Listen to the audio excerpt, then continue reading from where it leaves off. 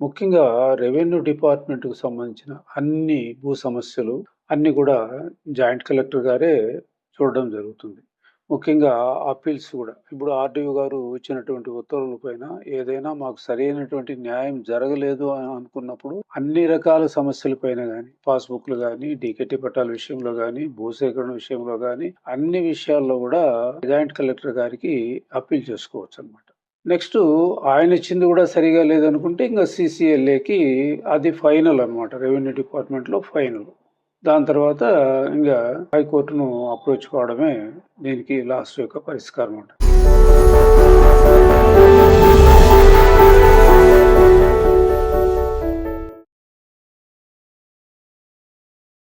జిల్లా కలెక్టర్ మరియు joint collector వారి డ్యూటీలను గురించి వివరించండి. హ్మ్. ప్రధానంగా జిల్లాలో జిల్లా కలెక్టరు కీలకమైనటువంటి పాత్ర పోషిస్తారు. ఈ జిల్లా కలెక్టర్ అనేటువంటి పదవి ఎప్పుడు ఏర్పడిందంటే, ఈస్ట్ ఇండియా కంపెనీ వాళ్ళు 1772లో జిల్లా కలెక్టరు పదవిని ఇవ్వడం జరిగింది. అయితే ముఖ్యంగా ఆయన యొక్క డ్యూటీస్ అప్పట్లో భూమి శిస్తు యొక్క కలెక్షన్ పైనే ముఖ్యంగా దృష్టి కేంద్రీకరించడం జరిగింది.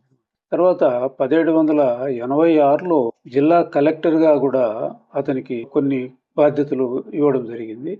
1787లో మెజిస్ట్రియల్ పవర్స్ కూడా ఇవ్వడం జరిగింది. అప్పటి నుండి జిల్లా కలెక్టరు, మెజిస్ట్రియల్ పవర్స్ వస్తూనే ఉన్నాయన్నమాట. అయితే మన రాజ్యాంగము ఎప్పుడైతే మొదలయిందో అంటే 26/1/1950 నుండి కలెక్టరు స్థాయిలో అనేకమైనటువంటి బాధ్యతలు, చేర్పులు, మార్పులు అనేటువంటివి తేవడం జరిగింది. అప్పటి నుంచి కూడా ముఖ్యము జిల్లాకు జిల్లా అధికారిగాను, పరిపాలనా అధికారిగాను, జిల్లా మ్యాజిస్ట్రేట్‌గా, ఎగ్జిక్యూటివ్ మ్యాజిస్ట్రేట్‌గాను ఆయన పనులు నిర్వర్తించడం జరుగుతుందన్నమాట.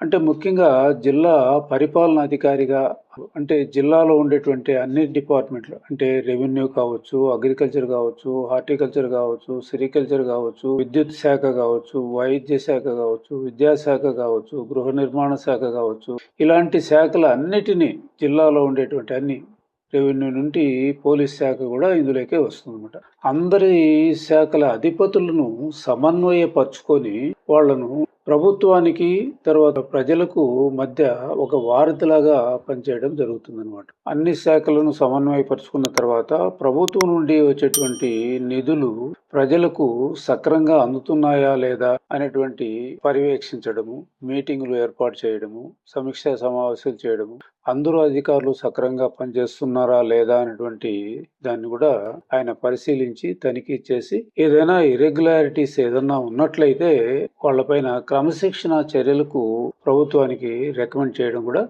జరుగుతుంది. ముఖ్యంగా భూమి శిస్తు విషయంగా ప్రధాన బాధ్యత వహిస్తారు. ఈ బాధ్యతలు భూమికి సంబంధించినటువంటి బాధ్యతలు, రెవెన్యూకి సంబంధించినటువంటి అన్ని బాధ్యతలను జాయింట్ కలెక్టర్ గారికి ఇవ్వబడిందనమాట. తర్వాత వాటితో పాటి అధికారులకు ఇంకా ఎక్కువగా ఉండేటువంటి బాధ్యతలు కూడా జాయింట్ కలెక్టర్‌కు కొంచెం బదిలీ చేయడం జరుగుతుందనమాట. ముఖ్యంగా ప్రజా సంక్షేమం విషయంగా ముఖ్యమైనటువంటి బాధ్యతను తీసుకోవడం జరుగుతుంది జిల్లా కలెక్టర్ గారు. అయితే ఈయన కొన్ని డిపార్ట్మెంట్‌లకు చైర్మన్‌గా కూడా ఉండడం జరుగుతుంది. ముఖ్యంగా డీఆర్‌డీఏ. డీఆర్‌డీఏ అంటే డిస్ట్రిక్ట్ రూరల్ డెవలప్మెంట్ ఏజెన్సీ ద్వారా అంటే ఎక్కువగా రూరల్స్ డెవలప్ చేసేటువంటి ఒక ఏజెన్సీ అనమాట. పల్లెల్లో ఉండేటువంటి వాళ్ళను పైకి తీసుకురావడము, అనేకమైనటువంటి స్కీములు అంటే అగ్రికల్చర్ సంబంధించింది కానీ, హార్టికల్చర్ సంబంధించింది కానీ, సెరికల్చర్ సంబంధించింది కానీ, కోఆపరేటివ్ సొసైటీకి సంబంధించి కానీ అన్ని రకాలైనటువంటివి కూడా ఆ డెవలప్మెంట్స్ విలేజెస్ లో జరుగుతున్నాయా లేదా అనేటువంటిది కలెక్టర్ గారి యొక్క పర్యవేక్షణలోనే జరుగుతుంది. ఈ డిఆర్డిఏకి ఈయన చైర్మన్ గా కూడా ఉండడం జరుగుతుంది. ప్రభుత్వం నుండి వచ్చేటువంటి ఫండ్స్ ఎంత ఉంది, ఎంత రిలీజ్ చేయాలా, ఎంత యూటిలైజ్ అయ్యింది, సక్రంగా అవుతుందా లేదా అనేటువంటిది ఈయన పరిశీలించడం జరుగుతుంది. ముఖ్యంగా ఈ డిపార్ట్మెంట్ నుంచి సబ్సిడీల రూపంలో పోతుంది. ప్రజలు ఏదైనా లోన్ తీసుకున్నట్లయితే దాంట్లో సబ్సిడీ ఇంత మొత్తం అని చెప్పేసి వాళ్లకు ఇచ్చి సహాయపడడం జరుగుతుంది. అంటే తీసుకున్నటువంటి రుణంలో కొంచెం తగ్గించడం కూడా జరుగుతుంది అనమాట. అదొకటి. తర్వాత ఈ ఎస్టీ, ఎస్సీ, బీసీ కార్పొరేషన్లు కూడా ఈయన చైర్మన్ గా ఉండడం జరుగుతుంది. ఆ గవర్నమెంట్ నుండి వచ్చేటువంటి అనేకమైనటువంటి ఫండ్స్ ను ఈయన రిలీజ్ చేయడము, అవి సక్రమంగా యుటిలైజ్ అయినాయా లేదా అని చూడడము, తర్వాత వాటిని తనిఖీ చేయడము, రికార్డులను పరిశీలించడము, వాళ్ళతో మీటింగులు, సమావేశాలు ఏర్పాటు చేయడము, వాళ్ళ యొక్క అభివృద్ధి ఏ విధంగా ఉంది అనేటువంటిది చూడడము, ఇవన్నీ కూడా జిల్లా కలెక్టర్ యొక్క బాధ్యత. అయితే వాళ్ళపైన కూడా సిబ్బంది సరిగా ఇబ్బంది పెడుతున్నటువంటి సమస్యలు వచ్చినట్లయితే క్రమశిక్షణ చర్యలకు ప్రభుత్వానికి రికమెండ్ చేయడం కూడా జరుగుతుందన్నమాట.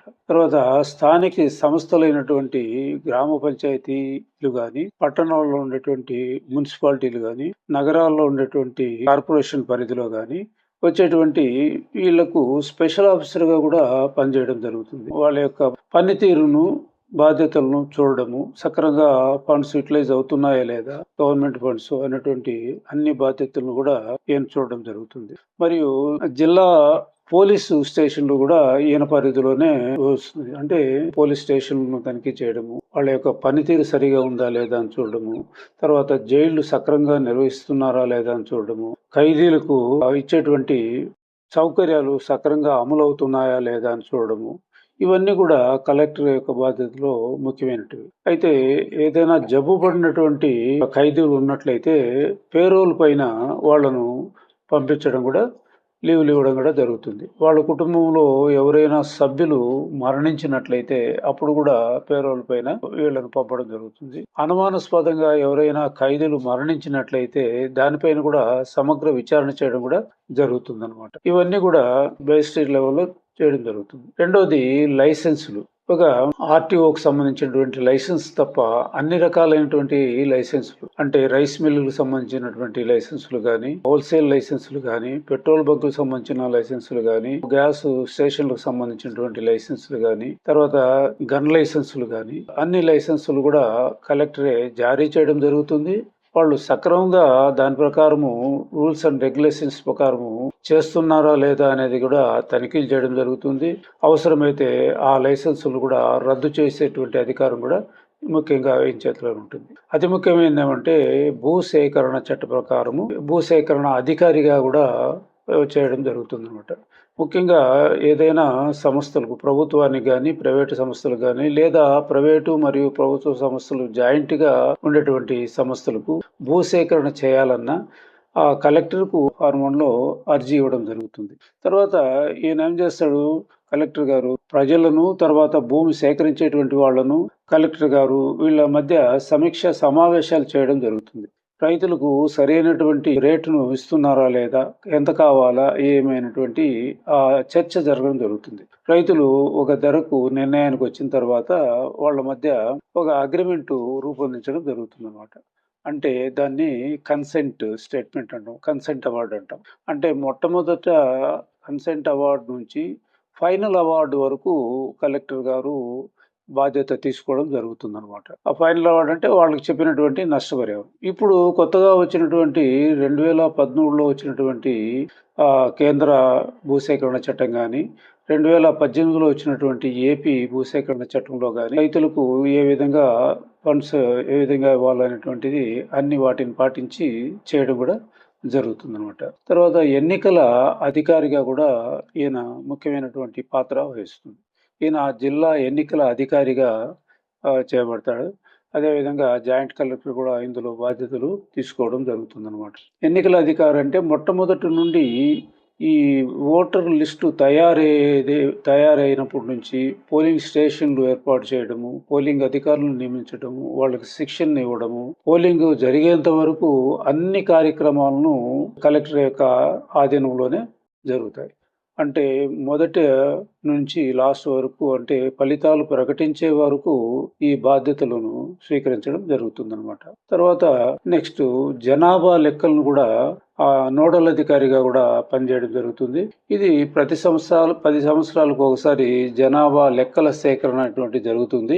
ఈ సేకరణ ప్రకారము సిబ్బందిని నియమించడము, సిబ్బందికి సరైనటువంటి శిక్షణ ఇవ్వడము, వాళ్ళకు కావాల్సినటువంటి సిబ్బందికి కావాల్సినటువంటి సౌకర్యాలు, సామాగ్రిని ఇవన్నిటిని ఏర్పాటు చేయడము, ఇవన్నీ కూడా ఈ అధికారి అంటే జిల్లాకు కలెక్టర్ అధికారాల్లో ముఖ్యమైనటువంటి బాధ్యత. అయితే ఆయనకు సహాయకులుగా ఆ గణాంక శాఖ సంబంధించినటువంటి అధికారులు అందరూ ఉంటారు. జిల్లాలో వచ్చేసి డిఎస్ఓ లెవెల్లో ఉంటారు అన్నమాట. ఈ కార్యక్రమాన్ని కూడా పూర్తిగా చేయడం కూడా జరుగుతుంది. తర్వాత పౌర సరఫరాలు అధికారిగా కూడా పనిచేయడం జరుగుతుంది. అంటే ఈ పౌర సరఫరాల ద్వారా వచ్చేటువంటి ధాన్యాన్ని గాని, కార్డుదారులకు సక్రమంగా అందుతున్నాయా లేదా? లేదా ఏమన్నా బ్లాక్ మార్కెట్‌లో ఏమన్నా అమ్ముతున్నారా? లేదన్నా అక్రమంగా రవాణా చేస్తున్నారా? ఇటువంటియన్నీ కూడా పరిశీలించడము. వాటికి సక్రమైనటువంటి పద్ధతిలో పంపిణీ జరిగేట్టుగా చూసుకోవడము. ఇవన్నీ జరుగుతాయన్నమాట. తర్వాత ముఖ్యంగా ప్రకృతి వైపరీత్యాలు జరిగినప్పుడు ముఖ్యంగా కలెక్టరు చాలా కీలకమైనటువంటి బాధ్యత తీసుకోవడం జరుగుతుంది. ఎందుకంటే వాళ్లకు తగినటువంటి నివాసము ఏర్పాటు చేయడము, తర్వాత వాళ్ళకి కావాల్సినటువంటి ఆహారం గాని, తర్వాత వైద్య సౌకర్యాలు గాని, ఇవన్నీని వెంటనే కల్పించేటువంటి బాధ్యత ఉంటుంది. తర్వాత దీని యొక్క తీవ్రతను బట్టి ఫండ్స్ రాష్ట్ర ప్రభుత్వం నుండి గాని, కేంద్ర ప్రభుత్వం నుండి గాని రావడం జరుగుతుంది. అత్యవసరంగా ఫండ్స్ ఏర్పాటు చేసేటువంటి ఆయన దగ్గర అత్యవసర ఫండ్స్ ఉంటాయి. లేదన్నట్టుగంటే ఈయన చైర్మన్‌గా ఉండేటువంటి ఆ శాఖల నుంచి కూడా కొన్ని ఫండ్స్‌ను డైవర్ట్ చేసి వైపరీత్యాలకు వాడడం జరుగుతుంది. వైపరీత్యాలంటే ముఖ్యంగా మీకు తెలిసిందే. అగ్ని ప్రమాదాలు గాని, వరదలు గాని, భూకంపాలు గాని జరిగినప్పుడు అత్యవసరంగా ఈయన సేవలు అందించడం, మిగతా అధికారులతో సమన్వయపరుచుకోవడము, ఒక ప్రొసీడింగ్స్ ఇవ్వడము, ఈ డ్యూటీలన్నీ మీరే చేయాలని చెప్పి ఆదేశించడం, ఇవన్నీ కూడా జరుగుతాయి. జాయింట్ కలెక్టర్ గారు కూడా ఈయన సీనియర్ ఐఏఎస్ అధికారి, రాష్ట్ర ప్రభుత్వం చేత నియమించబడినటువంటి అధికారి. ఆ కలెక్టర్ గారి బాధ్యతల్లో కొన్ని బాధ్యతలను జయశ్రీ గారు కూడా స్వీకరించి ఆయన పనిచేయడం జరుగుతుంది. అంటే కలెక్టర్‌కు సహాయకారిగా పనిచేయడం జరుగుతుంది. ముఖ్యంగా రెవెన్యూ డిపార్ట్మెంట్‌కు సంబంధించిన అన్ని భూ సమస్యలు అన్నీ కూడా జాయింట్ కలెక్టర్ గారే చూడడం జరుగుతుంది. ముఖ్యంగా అప్పీల్స్ కూడా. ఇప్పుడు ఆర్‌డీఓ గారు ఇచ్చినటువంటి ఉత్తర్వుల పైన ఏదైనా మాకు సరైనటువంటి న్యాయం జరగలేదు అని అనుకున్నప్పుడు అన్ని రకాల సమస్యల పైన గాని, పాస్‌బుక్‌లు గాని, డీకేటీ పట్టాల విషయంలో గాని, భూసేకరణ విషయంలో గాని, అన్ని విషయాల్లో కూడా జాయింట్ కలెక్టర్ గారికి అప్పీల్ చేసుకోవచ్చన్నమాట. నెక్స్ట్ ఆయన ఇచ్చింది కూడా సరిగా లేదనుకుంటే ఇంక సీసీఎల్ఏకి అది ఫైనల్ అన్నమాట. రెవెన్యూ డిపార్ట్మెంట్‌లో ఫైనల్. దాని తర్వాత ఇంగా హైకోర్టును అప్రోచ్ కావడమే దీనికి లాస్ట్ యొక్క పరిష్కారం ఉంటుంది. అదేవిధంగా భూసేకరణ విషయంలో కూడా ఆయన అన్ని బాధ్యతలు పంచుకోవడం జరుగుతుంది.